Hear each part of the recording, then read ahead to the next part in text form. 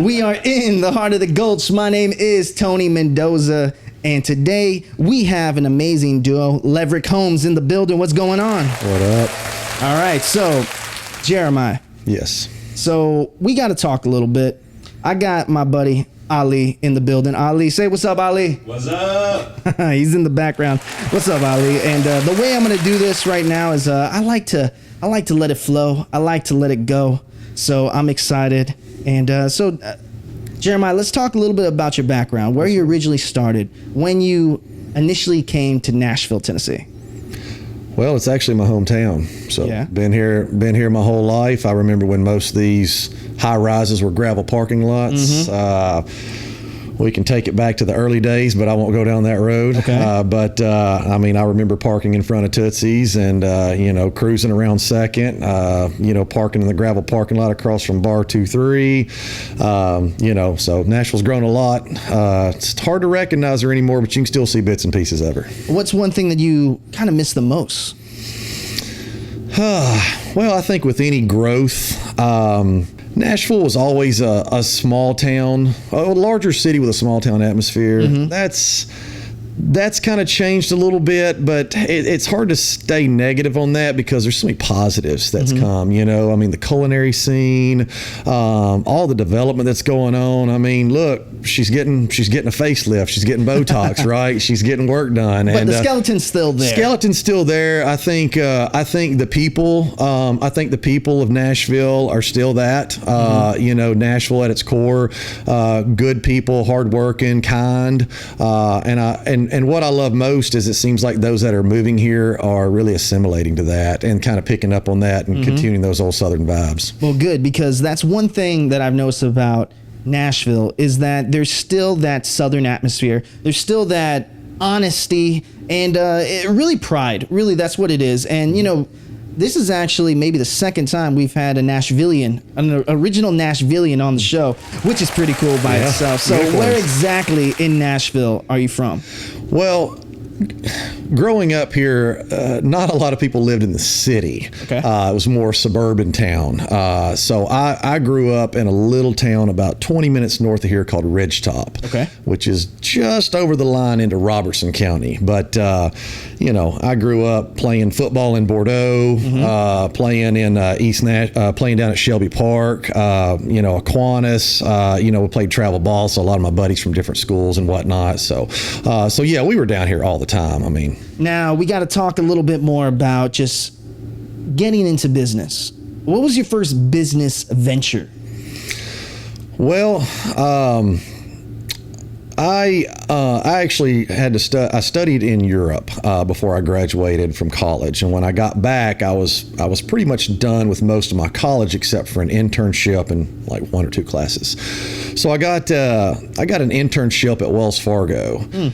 And that's where I met an appraiser, and that's when that really kind of kick drive my start into real estate. So I became an appraiser, and I flipped my first house. I bought my first house, and when I was 26, I hesitate to call it a flip because it was new construction. It just didn't have the pizzazz that the bling that Leverick brings to a property, right? So very vinyl carpet, kind of boring paint colors, new construction. So I went in and just sort of blinged it up, with hardwoods, with crown, the right paint, and turned that for a pretty good profit. And so at 26. At 26. So I just I kept rolling it from there. As I mature in my business, I look back and perhaps some things kind of scared me a little bit when I look back on it. Thank God I got through it, right? But no, I had on my second one, we were doing a small house, had a basement, and it was a beautiful lot across the street, just this pretty kind of open field. And a few weeks before we got ready to go to market on that, all of a sudden we started seeing some excavation come in. Somebody brings in a trailer. Puts a trailer in over there, and then all of a sudden we see an owner out there putting these stakes in the ground. 2 days later, there had to have been at least 50 of these fighting roosters. What do you mean? they stake them. They stake these roosters, these fighting roosters. They cage them. They stake them for fighting. I got the perfect sound for that. So that had an impact on the sale of that property, to say the least. So that was my first real lesson in understand your surroundings and location. So it was underground rooster fighting? Not at that location, but I think that's where they were trained. Oh man. Yeah. Jeez. Yeah. Well, that's what I mean by the additional stress that comes from just real estate in general. Yeah. Second house, I had to take money to closing to sell it. Oh, well, it sounds better than my dad. I remember, I may cut this out later, but my dad, when he first got into real estate, he maxed out credit cards. Yeah. Back in the day, you can max out a credit card and you're able to purchase a home. Yeah. That's crazy to me because they don't even trust me with a credit card today. Yeah. But anyway, so before we get into Leverick, I want to talk about you getting to understand the aspect of construction, understanding because Leverick is a construction company in a way. So definitely talk to me about those beginning roots of learning that construction aspect of it, because you don't get that from selling a house. No, you don't. No, you don't. And honestly, it was messing up, not understanding that, backer board needed to be mortared down to the floor before you put tile down, not understanding exactly how to paint, how to run a line, how to roll a wall out, different ways of doing trim. I was lucky at that point in time. I was still near Chattanooga, Tennessee, and I just kind of was hooked up with the right people that went a little extra mile to kind of show me some tricks of the trade.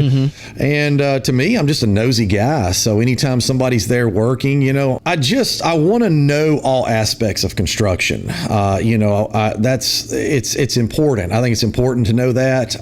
But yeah, and I grew up in a farming community. I didn't live on a farm, although I did work for farmers.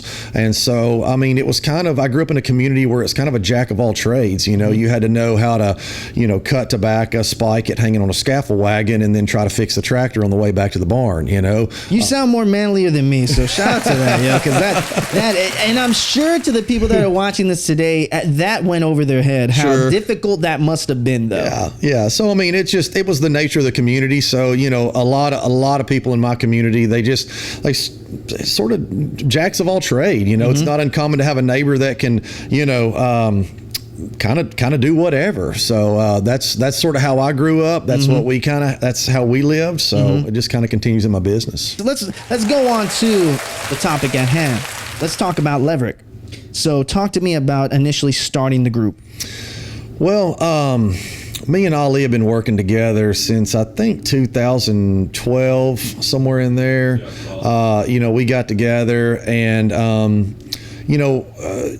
I could see right off the bat we were a perfect fit. I'm kind of a visionary, and I know construction well, but I depend on Ali to make all that come to fruition. Let's talk about the traits that each individual brings to the group. So yourself, visionary, right? So you're able to view a property prior to you constructing it, I'm assuming. And then not only that, you also have to find the right location. Talk to me about the challenges behind finding the location for these homes. Yeah, trying to find the right lot, the right place, the right thing to flip. It is a challenge, but we're so good at what we do that, I feel pretty good buying, after I hone in on the area and design it, I feel pretty good no matter what condition the place is in that we can really bring it back. You get quantifiable data.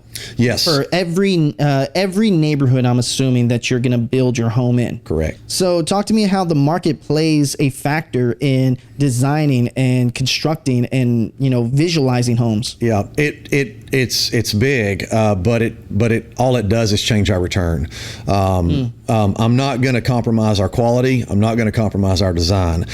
Perhaps in an up market, we might make a larger return. In a down market, we're going to make a smaller return, but we are going to promise to still deliver a badass product. And that's one thing that I talked to Ali about. It really comes down to the bones. Literally a lot of homes, and in Nashville, you kind of see them all out there, right? Is that you see these homes that look like they're made from, oh my God, like they were just dropped there. It didn't look like there was any construction to a home. So a Leverick home is way different from that. I've seen the bones of it. Actually, you're gonna get to see the bones of a Leverick home. But talk to me about why you keep stressing so hard you make it the right way. Yeah, I mean, just like your human structure, right? Your bones, they make a difference, right? Weak bones, more injuries, right? Same thing with a house. Weaker bones, more injuries to the house. So we really do focus on the bones. And that's going through with different material selections that we use, different framing methods we use, a lot of things that go into that early on in the design as well. But, you can't put the right artwork on bad bones. So it's imperative that we get the structure, and it's not just the bones, it's the internal systems as well. And we try to think, how does, we really try to give forethought into how the owner's going to live there. What's this going to look like down the road? Think about our climate. Think about a lot of things here in Tennessee, and we don't just want to meet codes. We want to exceed codes. So I remember visiting one of the homes, and you guys did such a great job of maximizing spaces. Yes. And not only maximizing spaces, I remember there was a comment that you made while we were looking at one of the homes. Do you remember which specific home that was? I believe we were over in Cleveland Park. Cleveland Park, okay. Yeah. So within that home, you used a crawl space in a way. It wasn't a crawl space. It was more of just an area where it would have been dead space. Yes. And you turned it into a functional space for a future buyer to be able to do, not leave things, but use it as storage. Correct. And I'm guessing that's one of the things that you guys go into looking when you guys are designing and building these homes, is how to maximize for the buyer's dollar. Yeah, I mean, I've appraised over 3,000 houses. I've seen a lot. I've been into a lot of houses. And one thing I noticed a lot with the construction boom in the 2000s, so 2000, 2010 in there, was the amount of wasted space under a roof line. And although, yes, we are going to have attics, we are going to have crawl spaces, how can we maximize nooks and crannies to better serve the buyer? And so that's what we try to do. We try to maximize space. We have to think about storage, but we do try to maximize space everywhere we can, even if it's just a fun little nook. And we have found that buyers really like that. Well, talk to me about just having, when a buyer goes into one of your homes, what's one of the first reactions, and what's the first thing that they notice that's different from every other home? Well, especially on the experienced realtor front, I know you're talking about buyer, but when they're going in with an agent, a lot of times, especially with Nashville being a melting pot now, so a lot of people are moving here, so they might be coming from who knows what market, right? Anywhere from Cali, New York, Utah, who knows where, Texas. Crazy. Yeah, so they're looking for a realtor that's going to kind of show them the ropes, show them the area, and knowledgeable about the product. Knowledgeable, yep. And one thing that has been a theme that I've seen over and over and over again with experienced realtors is they note on the quality. You just, after you've done this for a while, I can walk in a home and tell you within 3 seconds the quality level of that home. It speaks to you. And what's one example? Well, not squeaky floors. There you go. Okay, see, that's what I'm looking for. Yep. Little things like that help us too. Yeah. So, I mean, squeaky floors, I'm guessing even carpentry, yeah, the tightness of joints, tile runs, the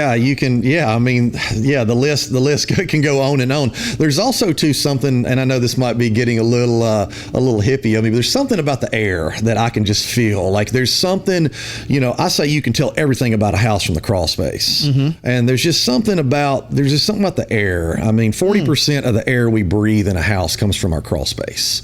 So you can kind of feel these tightness factors. You can just kind of feel the house. At least I can feel the house. Well, talk to me about your homes and how they're able to have such distinct looking features. Because I've noticed that you could look in a neighborhood of homes and you'll be able to pick out a Leverick home before a lot of other homes.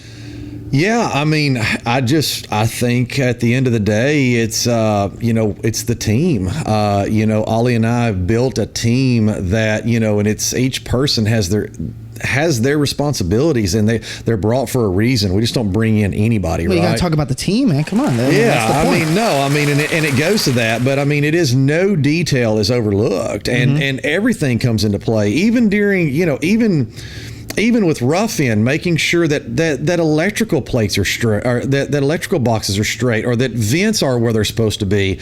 When we're going into design, again, I'm fortunate. I didn't remake the wheel. I've just seen so much. Like I said, I've been in so many houses, from single wide trailers that have fallen through the floor to houses that are over $10 million, and I've seen a lot. And so that's we just really try to bring that luxury to not all luxury has to be 5, 6, 8,000 square foot houses. You can have luxury in 2,500 square foot, 3,000 square foot, 3,500 square foot, right? So yeah, we are very meticulous. We possibly have a lot of gray hairs from it, but it's very meticulous from the get-go when we're designing everything to the end. Well, speaking of designing, speaking about talking about things all the way to the end, we have a segment on our show called Crowd Noise.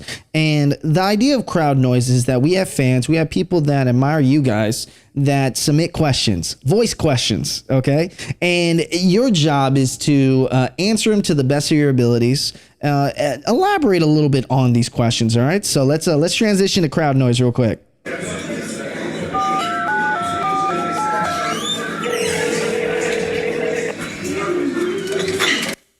Hey fellas, do you recall a time when constructing a home became a nightmare? Yes. It's a lot of them. Okay, let's talk about it. I think nightmare might be a bad word, but to think that a project is going to roll smoothly is laughable. It's not how many problems. It's not what problem is going to come up. It's how many and when. Probably and when. Yes, I mean we are working with a litany of trades, a litany of products. We have weather shifts. We have there are so many things that come into from the play. ground up. Yes, I can't elaborate enough. You go into a house already seeing it completed. Think about that. It was just a lot. It was just concrete on the ground. So when you talk about having issues from the ground up, every single thing these guys do, that's crazy to me. So talk about one of those situations when you found something somewhere randomly and it just caused extra time, extra money. Well, there are things on construction, whether it be weather delays, hitting rock, that delays projects. I mean, there are a lot of things that come into that play. I think when we're on our own projects, we can manage that a lot better. It's a lot more difficult when we're working for a homeowner that doesn't have that knowledge, and they think everything's going to roll in a certain method, and it's not. Mm-hmm. And so the one thing I would mention is kind of an after the fact, but we did have a client that bought one of our houses, mm-hmm. and the plumber put in a box that we specified not to use. Okay. And they basically ended up putting in a double drain box. Okay. And the drain that they put the washer into was the drain that was not hooked up. The laundry room was on the second level, so when the washer drained, there was nothing for it to drain into except the whole house. So no. Yeah. That just sounds like that does sound like a nightmare. But our job doesn't end. He bought that house, and still a great friend of ours, and still close, and he'll buy another house for sure. But we got in and got that taken care of right out of the way, and made sure the house was put back exactly the way it should be with the right measures. Let's talk about budget. Your favorite thing to talk about. I already know. So talk about budget and how challenging it could be to fit because you're thinking of it from the ground up and you're constructing it. And I'm guessing when you think about budget, when I say the word budget, are you thinking about the dollars that end up at the end of the process? And does that determine your budget? Or is it as you're constructing this home and then you realize that there may be new things that you want to add to it? Did the budget fluctuate per home? Or is it typically always the same? No, every house is different, and budgets are. I don't want to say impossible because anything's possible, I guess. Mm-hmm. I have never hit budget. I have Really? never come in on budget. Really? Ever. At No. least you can admit it. Now, yeah. Well, to me, when you get going on a house, it's like a baby, and it kind of starts talking to you. And there's certain things that it wants, right? These analogies you got, bro. I That's know, perfect. but it really does, and you kind of start feeling the house take shape. You've got your ideas. When I first go to a site, I'm looking at my compass, right? Which way does the house face, so I can capture God's light, right? I want windows in certain places, certain things that I want, certain things that I want to commemorate for the neighborhood. I want to pay homage to the neighborhood. Me and my girlfriend are loving what you're saying right now. Keep going. So you think about that, but then after the house is framed up, that's when you really start feeling it for the first time, when it's framed up. That is with wood. And so, for example, a framed home would be a home that has kind of not only the bones, is what we're talking about, right? So we're talking about the wood that are actually going to be put up in these. Okay. Yeah. Got No it. siding, no windows, just the wood, the foundation. What we got in our video, basically. Yes, correct. Okay, got it. Yeah. And so once you go in there and start feeling the space, and to me, the houses kind of speak to you and what needs to happen. And, I'm sure Ollie's cussed me a number of times when I'm like, hey, I need all this ripped out, or we need to take this out. And, But that's Ali's specialty. Talk about a little bit of Ali. Yeah, So- no, he sees things. Now I don't even have to do it anymore because he already knows, and he already catches things. He catches things before I catch them, right? And we've kind of developed this system that only works. It would not work if it was just me. It would not work if it was just Ali. It's us together. That's the product, right? Mm-hmm. And so yeah, a house speaks to you. There might be a nook here, a cranny there, a light fixture that needs to go here. You just don't know what. And no house, almost none of our houses are fully designed before we start. Really?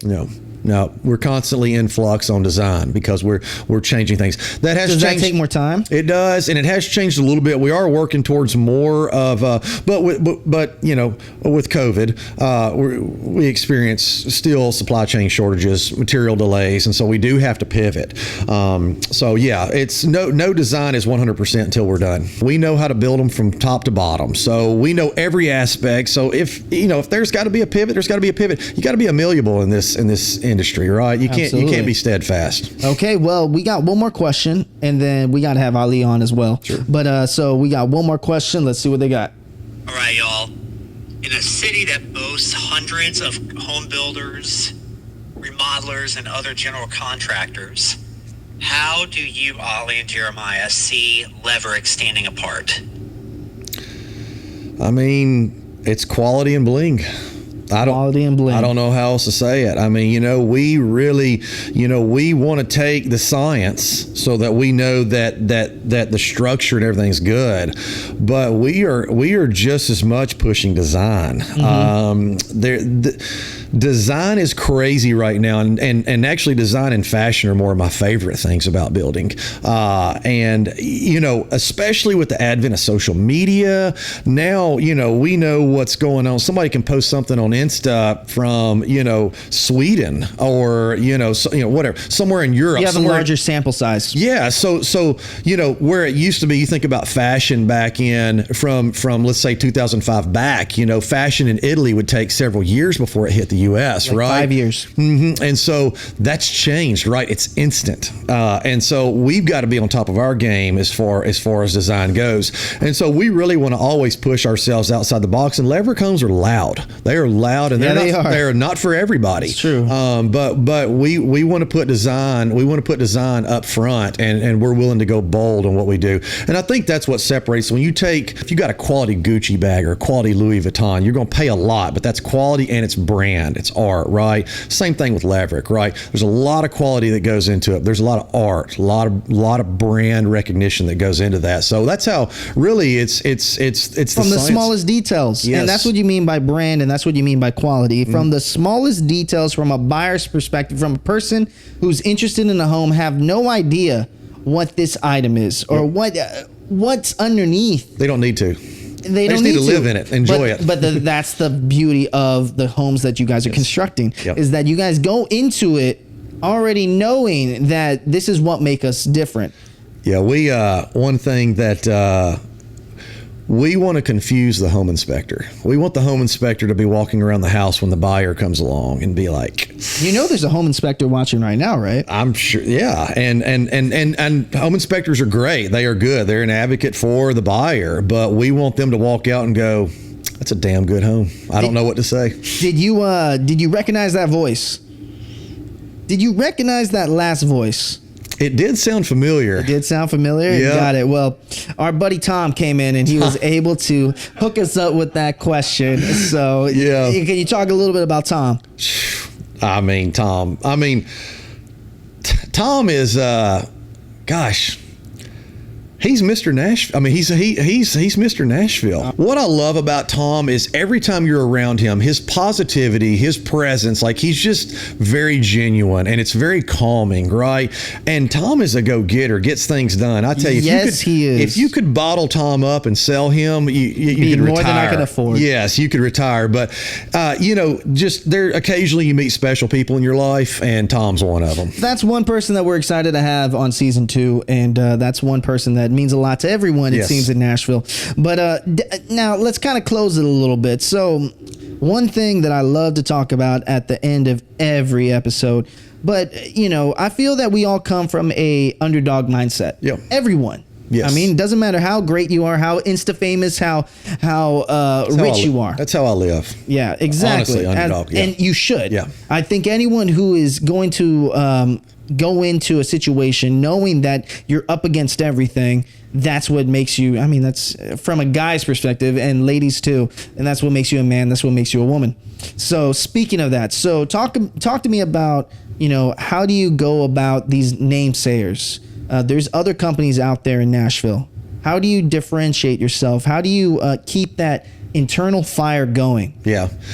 We do us. There are, again, and I think I've said it before, but we are blessed in Nashville to have several quality builders. It's not just Leverick. Nashville's a growing community, and we are blessed to be part of this building community. And there are multiple good builders in this area. And, some that we may never catch up to, but we're not going to stop trying. Mm-hmm. All we can do. I love that, by the way. Yeah. All we can do is control us and what we do, and the chips are going to fall where they may. From an early age, I was always told the cream rises to the top, and so it might take a while. But one thing that me and Ollie will say is, you're not going to outwork us. There you go. And you know what, Ali, you're not left alone here. You know that I got a question specifically for you, right? You know that? I hope so. Well, yeah, exactly. All right. So, Ali, let's talk a little bit about yourself. Okay. Where you're originally from, and Michigan. And then talk to me about your transition here to Nashville. So in 2006, I was going to school for architecture, and my stepbrother was down in Nashville, and he was actually starting to flip his first home.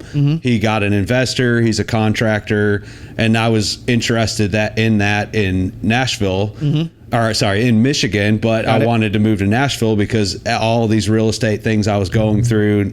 Even in 2006, Nashville's been coming up. It's been very well recognized in real estate investment all over the world right now, which is another issue we have as a Leverick Homes builder, is that's what we're competing against. Yeah. Is people coming with just money from everywhere and throwing up stuff. It almost seems like there's so many people coming in that there's not enough houses for.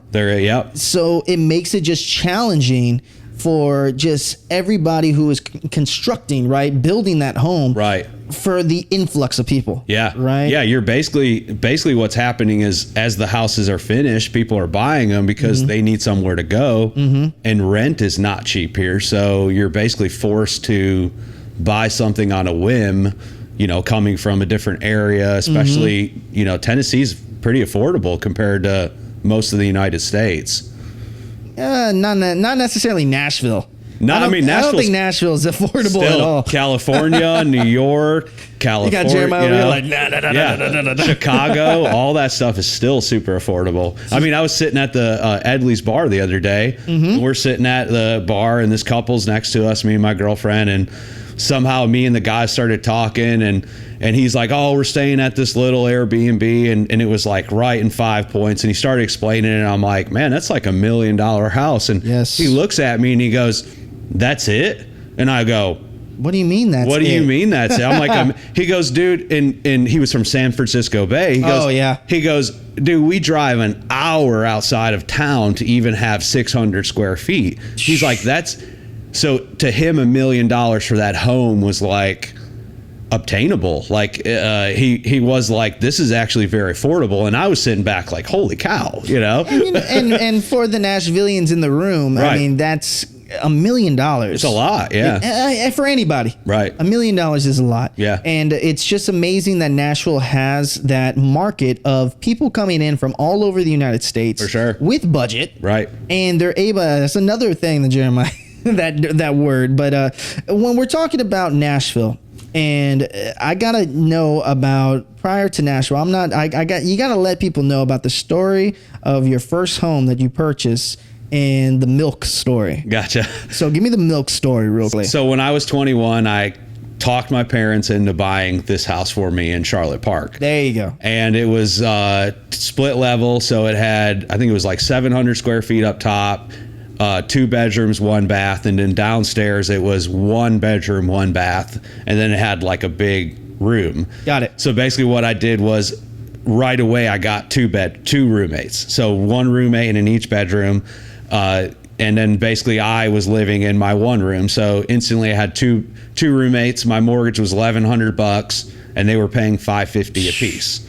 And then I thought, well, the basement room's quite large.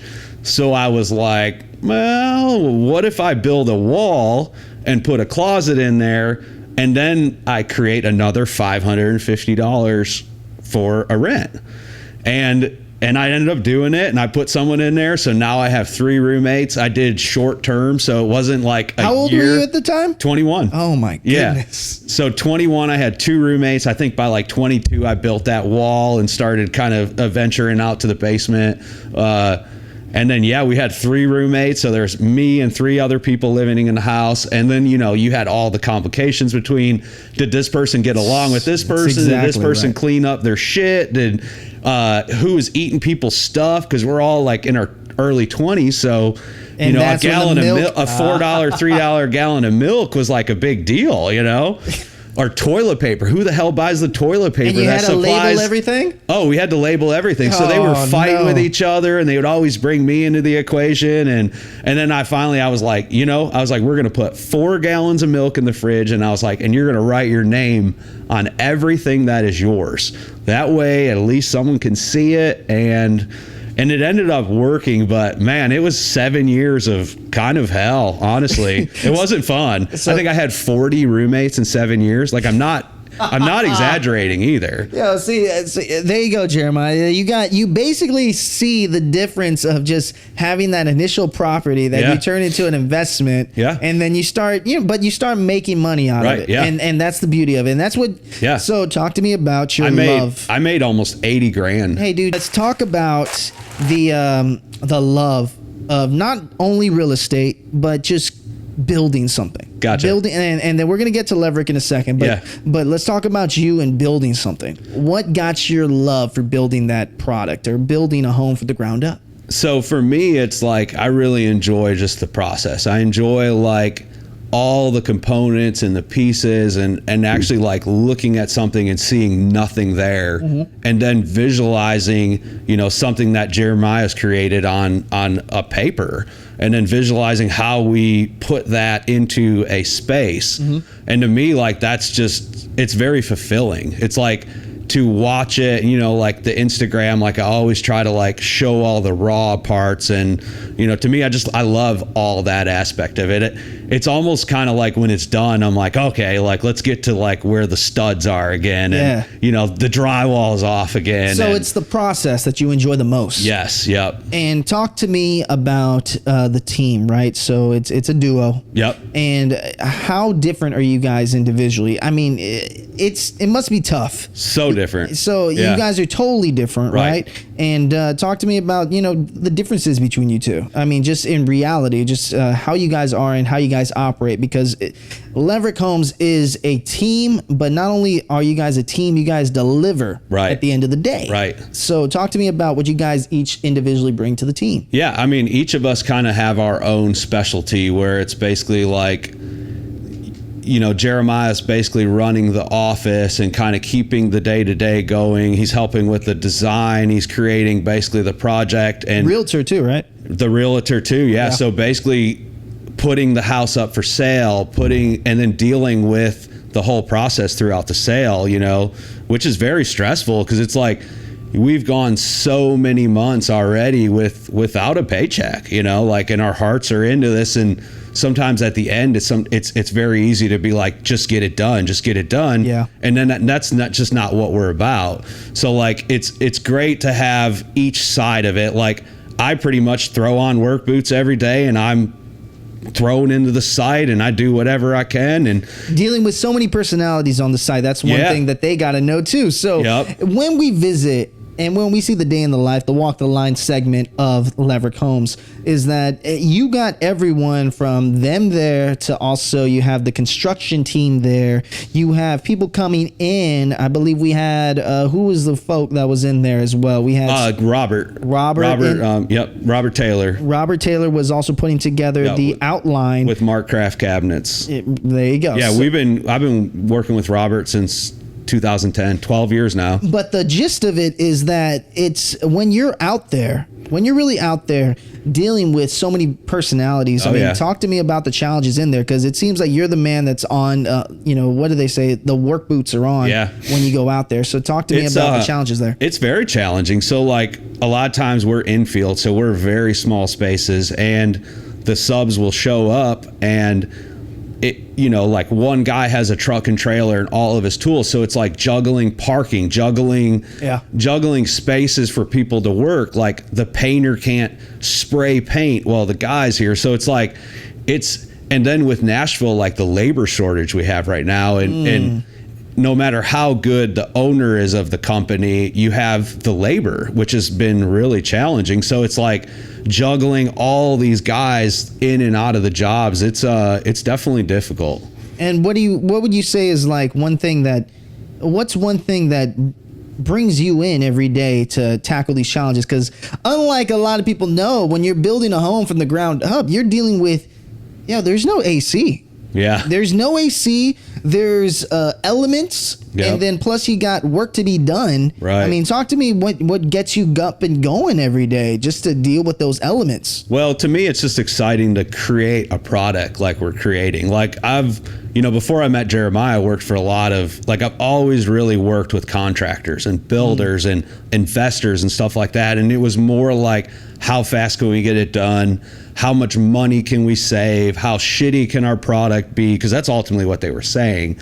So to me, it's exciting now to come in and like see what we're doing and see what we're creating. And, like I run the Instagram, and it's just like, I'm so excited to take photos of every little tiny thing. Cause it's like, it's quality. It's being done right. It's passion. It's not just like thrown together. Right. So that's what gets me going every day. Cause it is very hard. Like I come home some days and I open the door to the van and I literally slide out of the truck, cause I'm just beat to death. I mean, our jobs are very difficult. Like, I don't think people understand how hard it is to actually build a home from every side of it. Mm-hmm. Like you said, the elements and the capital, and it's not like somebody's just telling us what to do and giving us money. We're like doing it all from the beginning. And not only that, just also getting the items. Right. I'd assume getting the product to you to build the product it's very has to be challenging within itself. There's so much coordination. Yep. There's so much grit. Yep. That's the best word for it, is grit. Yeah. When you, I think as a viewer, and for the folks that are watching today, if you own a home or you're thinking about owning a home,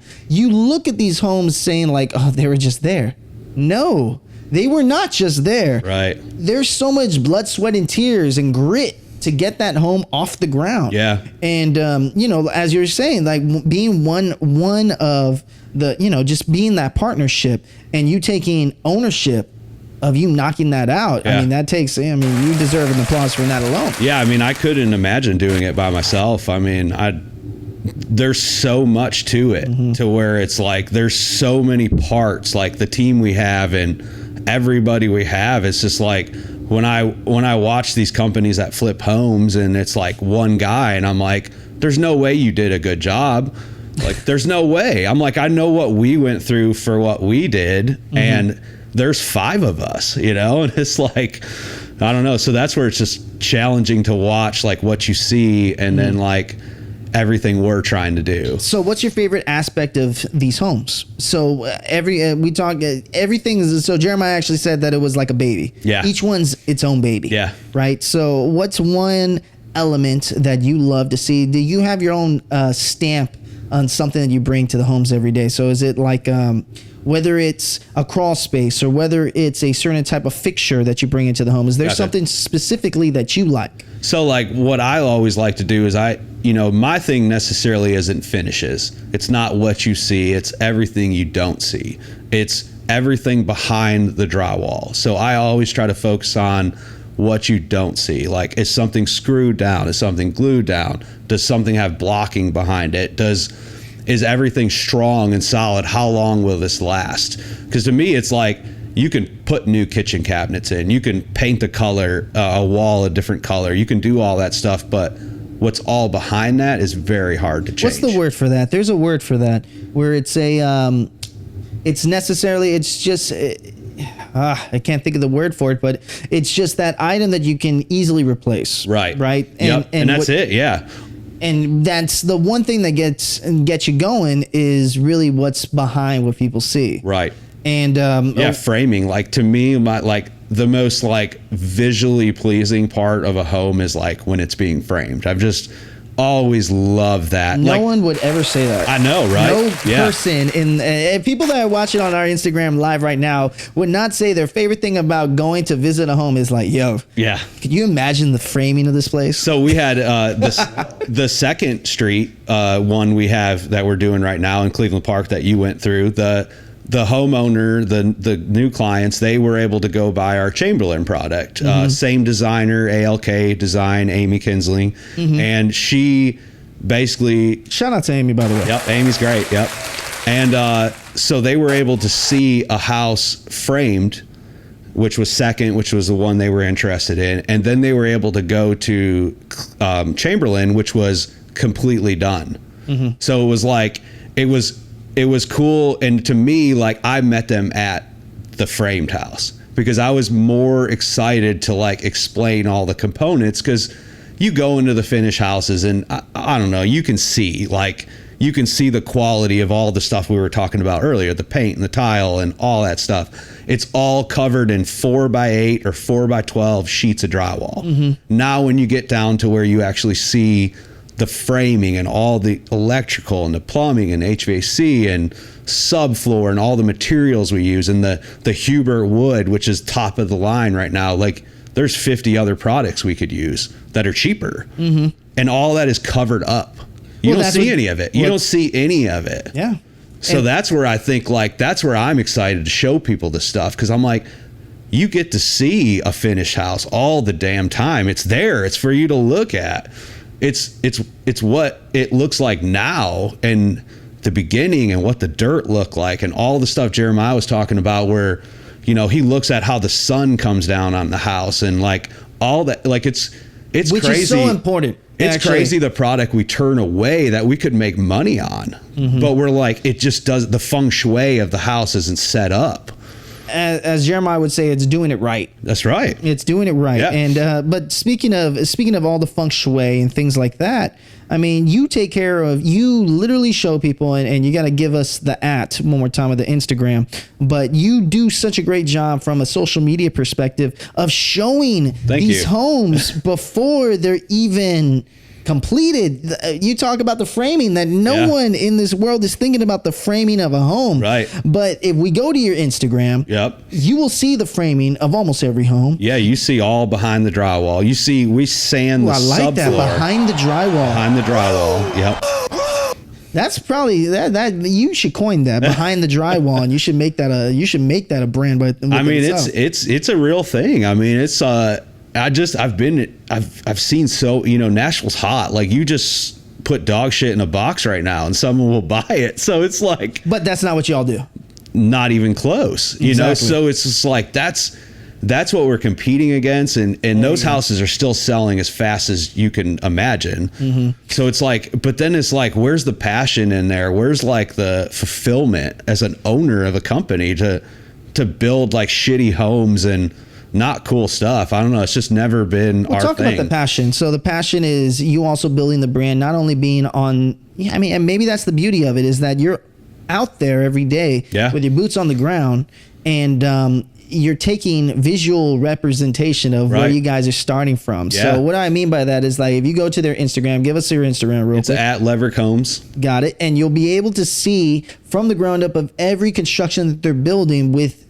And now that I'm understanding this, it's with pride. Yeah, oh yeah. And it's the beauty of seeing things. And have you noticed that, are there a lot of companies out there that are really doing that? No. I don't think so. And that's honestly where I pride myself the most, is actually taking photos of what's behind the walls. Because I'm like, I'm not trying to hide anything. Mm-hmm. Like, here's what we've done. You can see everything's to code. Like, I watch a lot of these companies in town, and it's just like, it's the end product. It's the pretty kitchen, and it's like, oh, that's great. You put cabinets in and countertops in, the same shit that everyone else is doing. Like, it looks nice, but like, what's behind that? What's the quality of the actual craftsmanship of the construction on it? Because there is a lot of good designers, and the designers aren't actually the builders. They're the ones picking out what is visual. So it's like, you're having great designers and you're having terrible builders all get together. And that's what I see a lot here in this town. Well, let's talk about a little bit, just before we get into crowd noise, I want to talk about a little bit of the differences. Mm-hmm. So the differences, and more importantly, when you bring in, obviously you're so much into, it's so kind of cool to see you guys both here in the studio, is because you see the differences between you two. Yeah, for sure. One is totally fixed on the vision. Right. And one is completely completing the vision. Right. And then not only that, it's finding passion for sure in creating that vision. Sure. I think that's so awesome that you guys have that partnership together. But talk to me about, just a simple question, and you can bring in as long as you want, is the differences of a Leverick home versus anything else. So, I mean, it starts at the foundation company we use. We use one of the best companies in town, Peterson & Sons. They got 100 employees, and they have those employees for a reason, because they are a good company. Like, they just did Jason Aldean's house. We're using a foundation company that's building celebrity homes, and we're putting those into, our smaller products. But they're still luxury homes. 100%. Yeah. So I'm literally taking these luxury companies, these high-end trades, because like it starts at Leverick Homes, and then it goes to every sub we have throughout the equation, and it's basically tying everybody in, and then it's me managing them and our team managing them. Jeremiah's quality control all the time. So it's like trying to keep everybody in line and, and use the best in town. We're always seeking the best in town. Where does it land? Where would you place Leverick Homes in a kind of a board, right? So you have luxury at the very top, right? Yeah. We're talking about Jason Aldean, right? Yep. But then you also have what I noticed just this past weekend at a buddy's house is I noticed that it was very much KB Homes like. If you guys are familiar with KB Homes. So it's just, cookie cutter. Right. Very much looked like it could have been dropped by an airplane. Yeah, for a profit. And for a profit. For it a was profit. okay, I love that. So for profit homes. That's how I look at it, is we build because we're a company, and we obviously we all have to live. Well, where does it land? It's not set on what's the profit and how much money can we make on every house. I mean, like the Chamberlain house, the backsplash was almost $10,000. Like, you could probably talk to a home builder in a $3 million house, double the value, that didn't spend $10,000 on their backsplash. Got it. It's those little details. It's a branded company. The way we did it, we didn't use trim pieces. We actually mitered everything. The labor was way more intensive. You could see all the quality and the craftsmanship that went into it. It wasn't just like all the easy ways, because In construction, what I've learned is they make a block that you can put into a corner and you can run shit into, right? Or you got to set a miter saw and cut an angle and do all this stuff that a craftsman had learned over the years. Or you put a block in there and you run stuff into it straight. Well, that's the difference between working with a company like y'all. Right. Is that you guys we're working with a company that is not only able to bridge the gap of the rich and famous, but also with the understanding that what goes into that nice home, multi-million dollar home, is attainable for a person as myself who can afford a higher than mid-tier home. That's something I've always been passionate about, because I like bringing that aspect of that $5 million home that it's not obtainable for most people. But then you bring it down to like these smaller homes and it has that same, not on the magazine, even though you guys are on magazines. You guys are on magazines. Actually, that deserves an applause by itself. You guys are on magazines. Shout out to Holly D's Nashville Interiors. We've been in there several times. She's awesome. Well, but you know what it is? It's when you think of these homes that are like you said, celebrity homes, they're on magazines. There are on the news. But what you guys are doing is you guys are finding a great middle ground for us normal folk to be able to afford that same quality of building. Yeah, it doesn't matter what the house is like. We want to bring that quality. We want it to be nice. Like I've been saying this to Jeremiah. I'm like, if I install carpet, I want it installed the best way it possibly can. The subfloor screwed down, everything smooth and clean and not squeaky. And, and it's just like, oh, you put carpet on there. But I did all the other stuff to make sure that carpet was the best it possibly could be. Well, speaking of which, so when we go to the day in the life, which we're going to go in day in the life in a little bit, we do see the bones. I think what would be amazing, and we still got time before y'all's episode comes out, but it's coming out really soon, actually within the next month. Yeah, so I would love to get a video of you guys of a home that is completed. I mean, if it's possible. Chamberlain would be, it's unbelievable. Like, we had you got Jeremiah over here, just like, and Paul Jolly staging. He did the staging for us, and he just killed it. It's for reference for the people that are watching, because you guys are going to see it when it's all completed. But at the time of this filming today, is that we got the bare bones. We got exactly what they're talking about. What they're talking about is the quality of a Leverick home. I think that is the beauty of what we've already filmed now. But what I would love for you guys to see is also from the other aspect of it, kind of the night and day aspect of it. But that's going too far. We got to pause real quick because we got crowd noise coming up. Let's knock out a question from crowd noise, and then let's talk about a little bit more.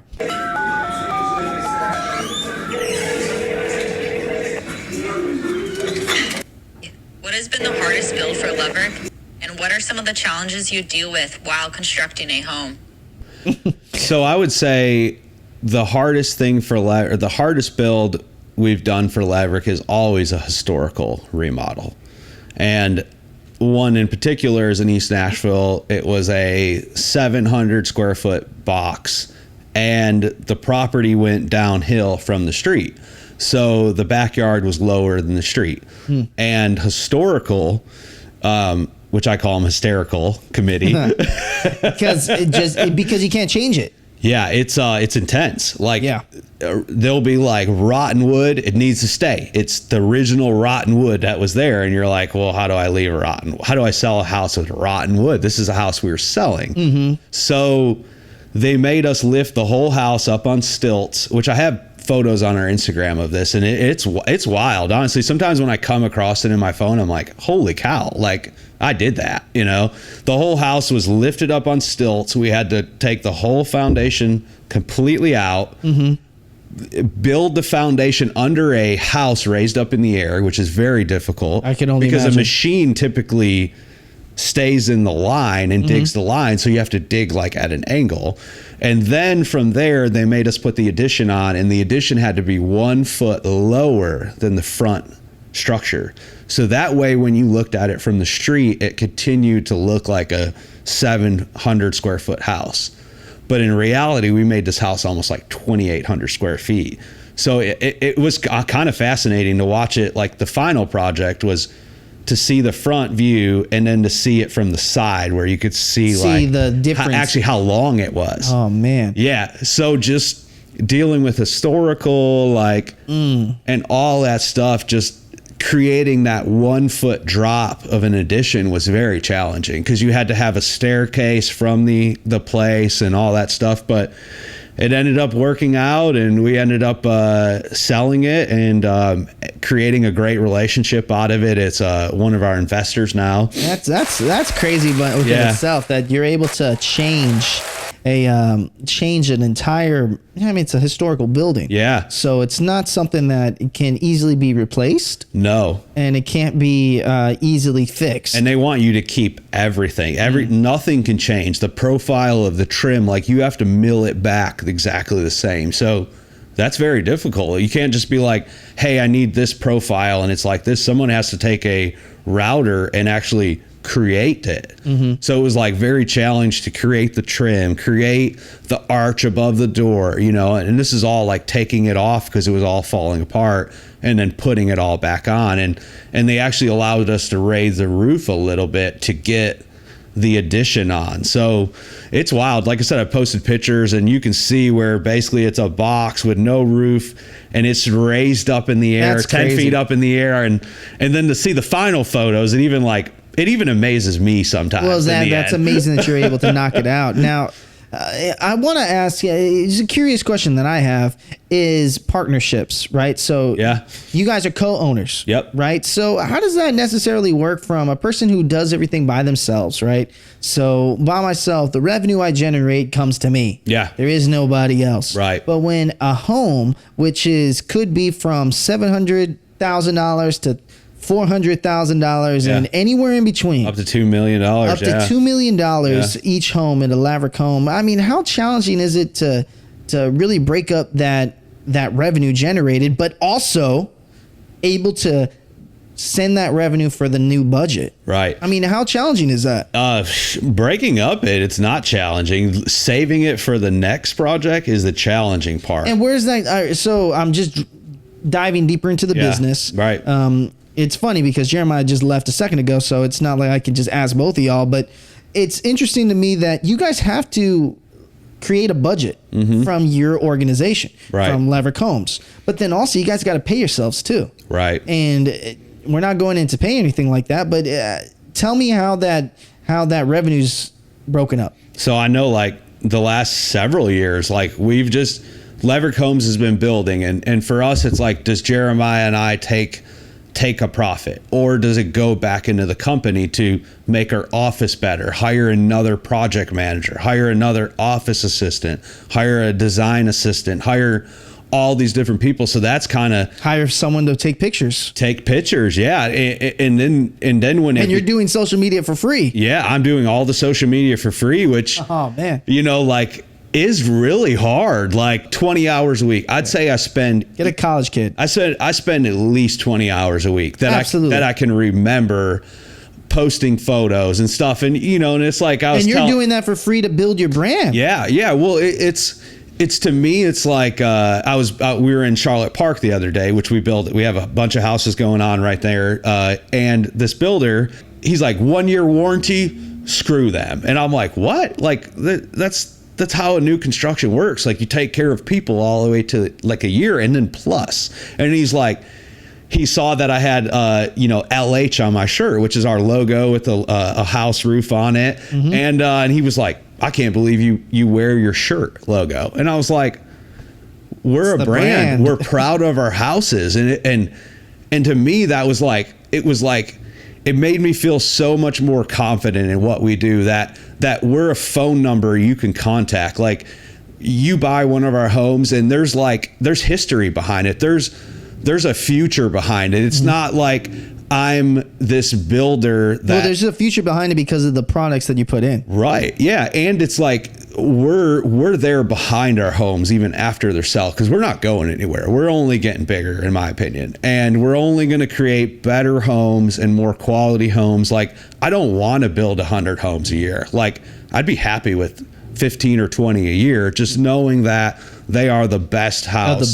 The best of the best. The design is right. It's whatever's trending the most. It's whatever's classic, timeless, like whatever building science is incorporated into that time of the year. We're trying to keep up with all that different stuff. Well, I think that's amazing, and also I got to give some credit for that. That's Thank pretty you. cool. It's very hard, man. It's what I tell Jeremiah sometimes. I'm like, to build a shitty home is hard. To build a house that's almost perfect, because they're never perfect, they're almost perfect, is a whole nother level of stress and exhaust. And like I don't sleep that great sometimes, because it's like I think about the day to day, and then it's just like the labor shortage, and just kind of keeping the quality up every day, and not getting like too big to where there's too much, we're doing too much, and we're not taking care of everything like our baby.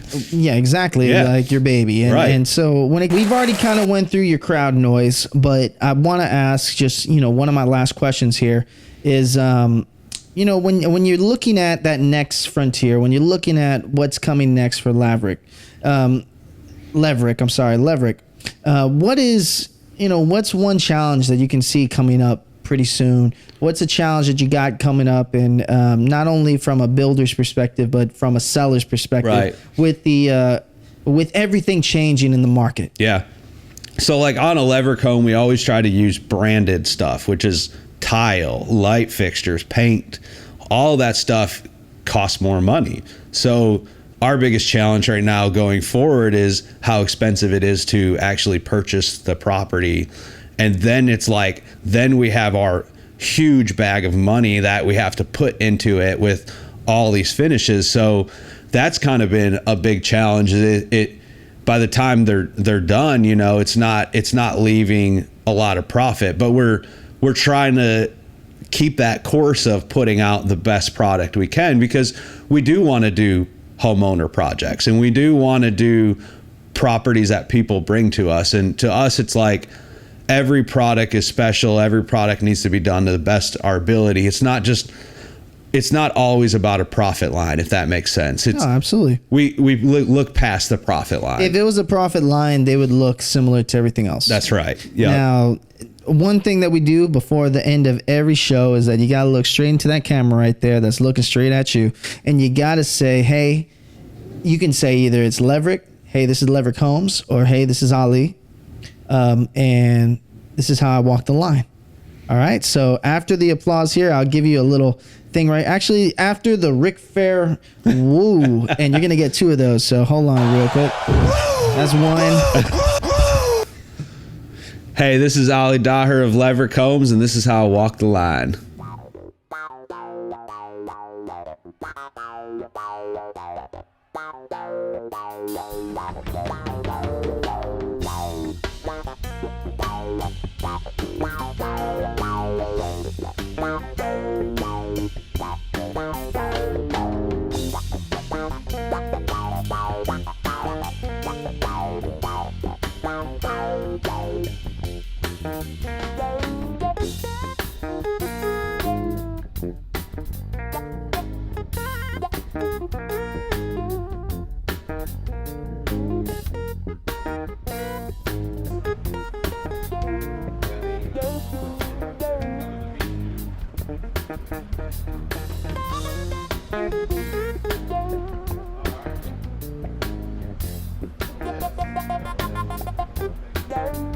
Hey, what's up, everybody? We're live here in Ridgetop. Here we are, we're laying out the kitchen cabinets.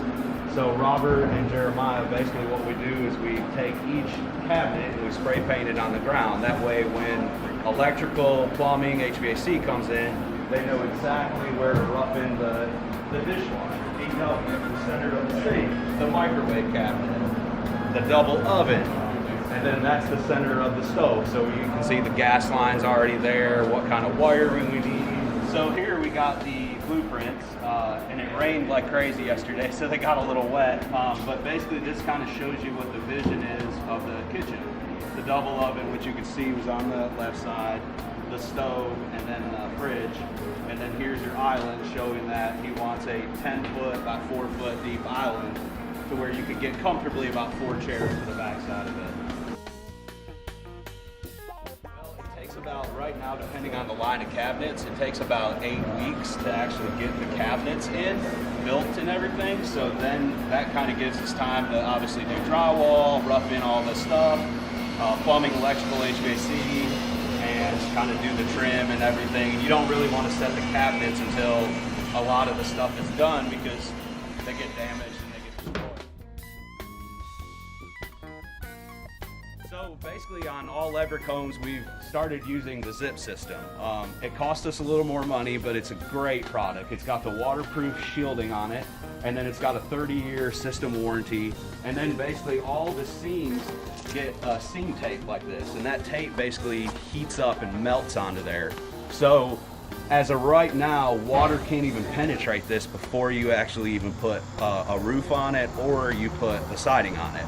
It's got a lot more energy efficientness to it.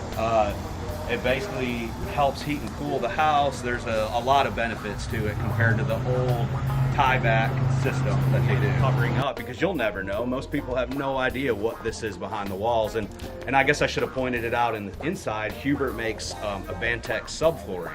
And that subflooring can sit in water for 6 months before it's actually affected. So it's the flat out, it even says flat out the best subfloor you can buy. So it's like little things like that make a Leverick home so much stronger and solid, and you know, it's the little details, and it's all the stuff behind the walls that I like to showcase, especially on our Instagram. It's not a lot of like finished photos. It's not a lot of like, here it is. It's like the raw stuff. It's the everyday kind of as stuff goes together and how the process is done and how things are built. Because to me, that's what's important. And to me, like, people don't see that and they don't understand that. And especially in Nashville right now, where it's just as fast as you can cover it up and get it on the market and somebody buys it. And that's just not what we're about at Leverick Homes.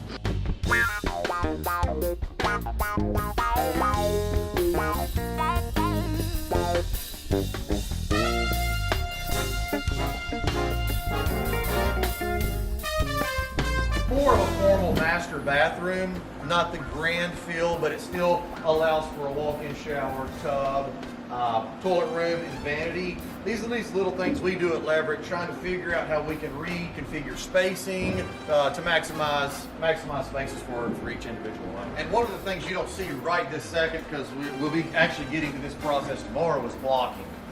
We like to block everywhere that we're going to have any sort of substantial weight on the wall. So, for example, on the other side of this wall right here is the vanity. We'll have blocking up in here to make sure that our mirrors have nice meat to connect to. We think about that in terms of stair railing. We block for kitchen cabinets, so that way the upper cabinets have nice meat to hang onto on the walls.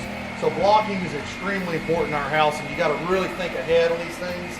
When you're thinking about mechanicals, ventilation, things of that nature, we got to think about returns are going, and it really sets up the structure of the house. And so framing, in my opinion, is all hands on deck, all day long, and you just really can't miss a detail.